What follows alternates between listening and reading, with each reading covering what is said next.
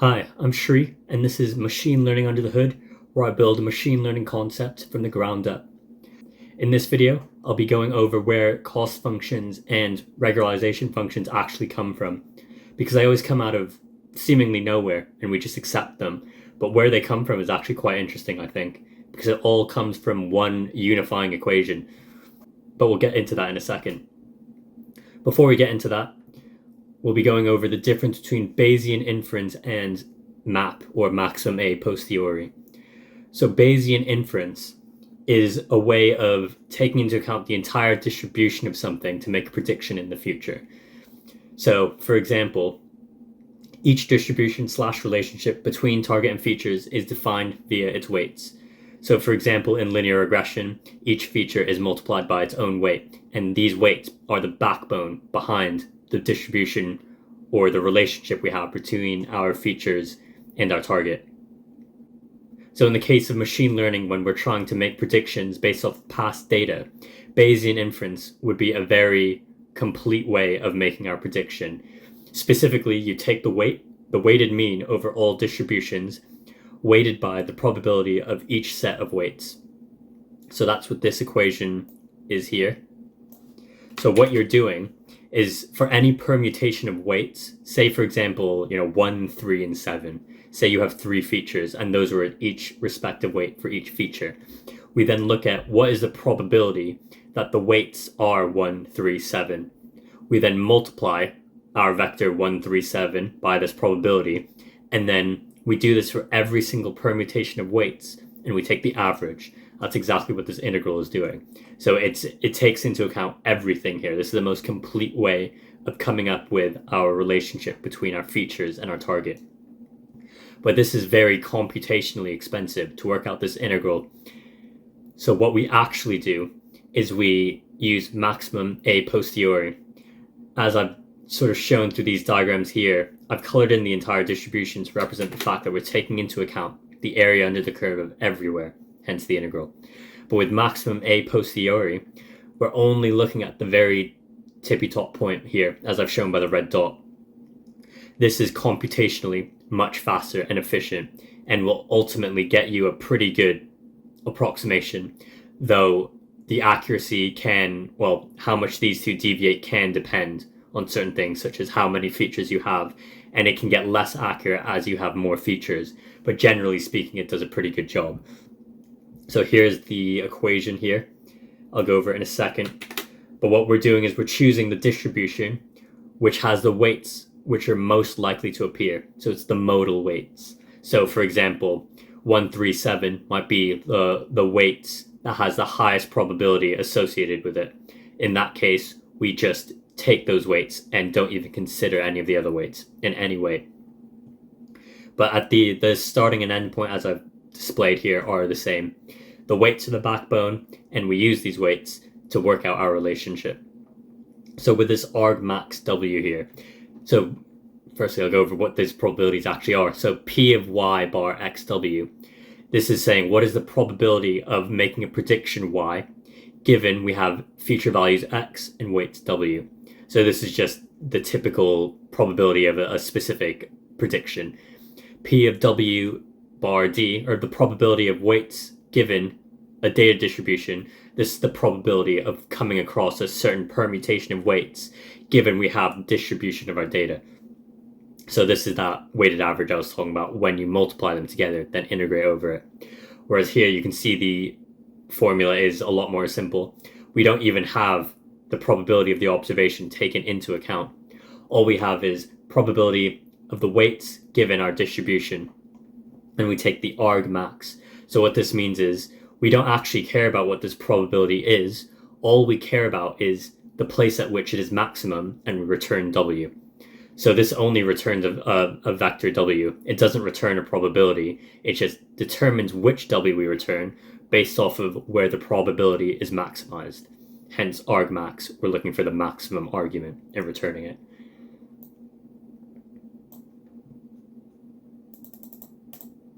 So just to emphasize the point on that product earlier for Bayesian inference, we have two different spaces completely separate. This is our parameter space, which has our weights as the axes, and then one axis to represent the probability of finding a given set of weights for a given distribution.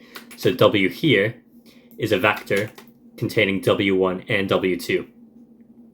So what is the probability of finding, 1, 1?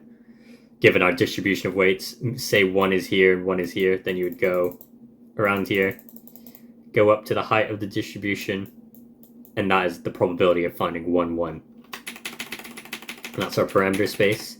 And we have the feature space, which is very similar, but rather than weights, we have features as the axes, and the height is the target rather than the probability of finding a certain weight. So this is just our normal machine learning model. Like in the previous episodes, when I've been graphing it out, this is the same thing. It's just the feature space.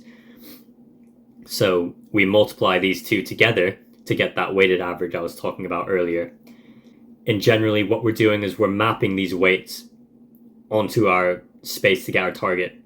So these weights map to our target here, but with Bayesian inference, we would also take into account with this mapping the probability as well of finding that specific weight. So now to derive the equation I was talking about earlier. So what we're looking for, since we're just using map, that's what all our cost functions use. So none of our cost functions use Bayesian inference because it's too computationally expensive to be worth it in most scenarios. All we want to do is find argmax of P of W given T.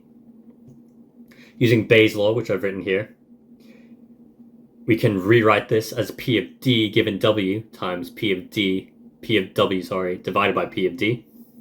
And now, like I mentioned earlier, all we're doing is we're looking for W where this value is maximized. We're not actually returning this value at all. We're just evaluating where it's maximized to choose a given W. Because of this, it doesn't matter if this P of D is here or not, because it's completely independent of W. It won't change the value of W that maximizes this function because it has nothing to do with W. It's essentially a constant term. So we can multiply by P of D, get this, and it doesn't change the W that this returns. So we've still got the same value here in terms of argmax. Likewise, because log x is strictly increasing, that means when this function increases, log of this function increases. When this function decreases, log of this function decreases. Again, while this changes the value of this function, because of the property I just mentioned, that doesn't change the value of W where it's maximum. It just changes the actual value it is, as the actual value the function returns, whereas it doesn't change what value W is when that function returns a maximum. So for the same reason, argmax, you can take the log and it won't change your value of W. So we can just take the log here as well. And now we use log rules and we can change this into a problem addition rather than multiplication by taking the log outside and changing the product into a sum. And finally, if we switch the max to a min and flip the sign, we get our final function or our final equation. The reason we can do this is because taking the max of a value is the exact same as taking the min of its negative. When a value is getting bigger and you stick a negative sign on it, it's getting smaller. So maximizing its positive is the same as minimizing its negative. So instead we take the arg min and keep these negatives, and this now more so replicates what we're trying to do in machine learning. Typically these cost functions, these regularization functions, we're trying to minimize a value to find a best fit. So this arg min mimics that better. So what we have here finally are two separate terms. The first term represents something like sum of the squared errors, where you're trying to minimize that error. And the second is regularization, where you penalize weights. So for example, like lasso or something. This P of D given W, the probability of a distribution given the weights, this is the probability. So this is essentially the distribution when you set in stone weights. So what this is saying is the sort of curve you're fitting when you set these weights constant. And ultimately this is the noise. So the distribution of your noise is what gives you your loss term. The distribution of your noise gives you the function you use for your loss term. And P of W is the distribution of your weights. So if you impose a prior, which is just a fancy way of saying assuming a distribution, the distribution you assume directly implies the regularization term that you're using. So I'll go over more of this in a second because it's quite a lot of information and a bit counterintuitive. So here we have the distribution of noise. So this is that first term you saw. It was negative logged, as you see here. And what we're saying here is the distribution that you have on your noise implies immediately the loss you're using. So if you use mean absolute error, you're implicitly implying a Laplacian distribution on your noise. These are quite disparate concepts, so it's quite strange this is the case. And that's why I think this equation is so good. It links two seemingly completely separate concepts and spits out this set of results, all of which are linked by this one equation. So like that was the case with mean absolute error, if you use sum of the squared errors, you're assuming a Gaussian distribution on your noise. So for example, if you have a specific point, say x equals 10, and you have a particular value y, and you make 1,000,000 observations at this value of y, you'll see that the amount it deviates around your predicted value is normally distributed if you're using sum of the squared errors. That is what you are assuming. Likewise, if you use the Poisson loss, it's a Poisson distribution, binary cross entropy, Bernoulli, and cross entropy for categorical. So categorical is the distribution used for one-hot encoding.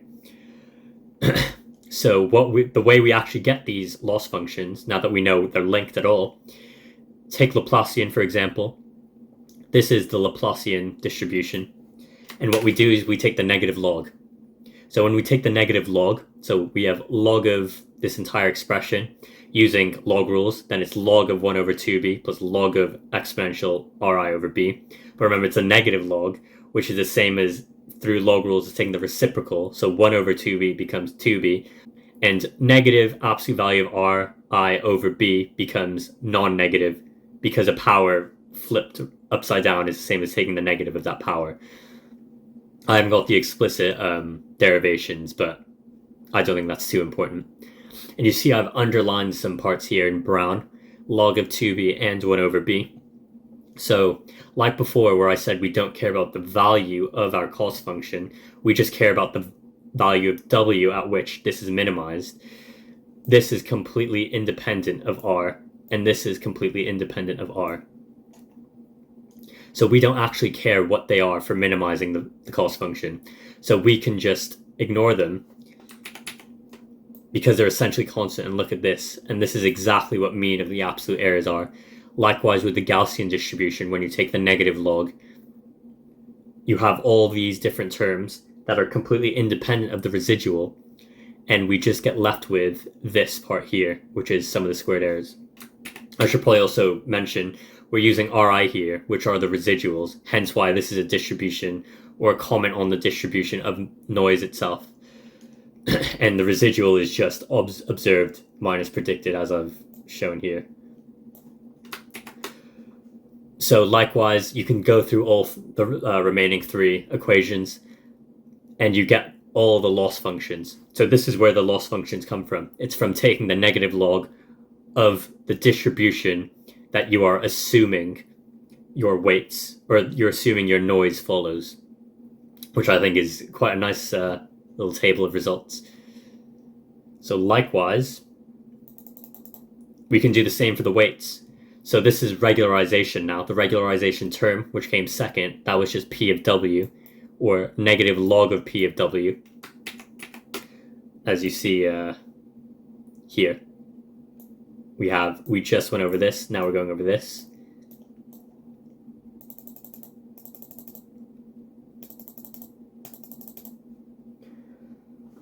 So we've got p of w, just the probability of any given weights. So this is just the relationship through, this is just the distribution of the weights themselves. So how are these weights distributed?